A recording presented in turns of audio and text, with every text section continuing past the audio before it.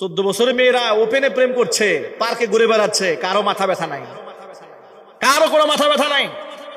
অবস্থা এই হয়েছে। গল্পের ছলে এক ভাই দেখলাম লিখেছে, এক পুলিশ এক লোকের বাড়িতে গেছে, গিয়ে বলতেছে এই বাড়ির মালিককে তাড়াতাড়ি বের হন, গ্রেফতার করা হবে। কেন, কি হয়েছে? আমার অপরাধ।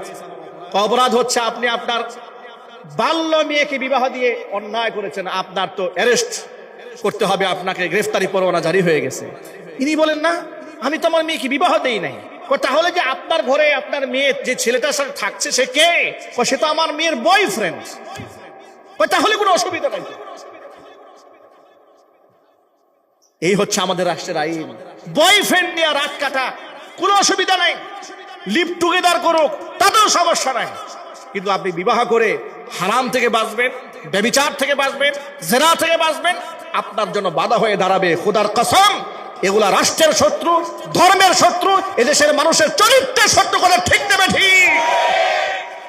এদের বিরুদ্ধে জাতিগতভাবে আন্দোলন গড়ে তুলতে হবে। এই যে 18 বছরের যে বাইন্ডিং তৈরি করা হয়েছে, এগুলা ইসলামের দুশ্মন যারা তারা তৈরি করেছে। এই আইন পরিবর্তন হওয়ার দরকার আছে না নাই? এগুলো দরকার আছে। ব্যভিচারকে কঠিন বানাতে হবে। ইসলাম ব্যভিচারকে মারাত্মক কঠিন বানিয়েছে, বিবাহকে সহজ বানিয়ে দিয়েছে। সুবহানাল্লাহ বলেন। বিবাহ যেন কঠিন না হয়, আল্লাহর নবী মহারণার ক্ষেত্রে হুজুর বলেছেন সবচেয়ে বরকতপূর্ণ বিবাহ সেই বিবাহ আইসারুহুম মাউনাতান। খরচ যেই বিবাহের যত কম হয়, ওই বিবাহের মধ্যে আল্লাহ তত বেশি বরকত বাড়িয়ে দেয়। যে বিবাহে খরচ কম, সেই বিবাহে কি বেশি? বরকত বেশি। মানে উৎসাহ দেওয়া হয়েছে। আল্লাহ নবী হযরত আলী কাররামাল্লাহু ওয়াজহাকে ডেকে বলেছেন, আলী সালাসুন লা তুআখিরহা, 3টা কাজে বিলম্ব করা যাবে না। কয়টা কাজে জোরে বলেন তো ভাই? 3টি কাজে বিলম্ব করা যাবে না। 1 নাম্বার আস-সালাতু ইযা আনাত, নামাজের ওয়াক্ত যখন হয়ে যাবে, নামাজ আদায় করার ক্ষেত্রে বিলম্ব করা যাবে না।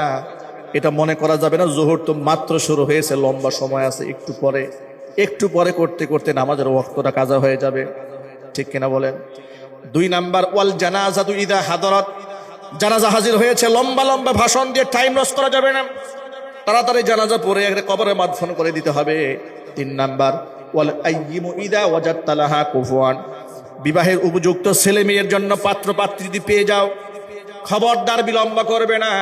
নবীজি সাল্লাল্লাহু আলাইহি ওয়াসাল্লাম বলেছেন, তোমার মেয়ের বিবাহের সম্বোধন নিয়ে যদি এমন কোন ছেলের প্রস্তাব দিয়ে থাকে, এমন একটা ছেলে যদি প্রস্তাব দেয় যার দিনদারিতা আখলাকে তুমি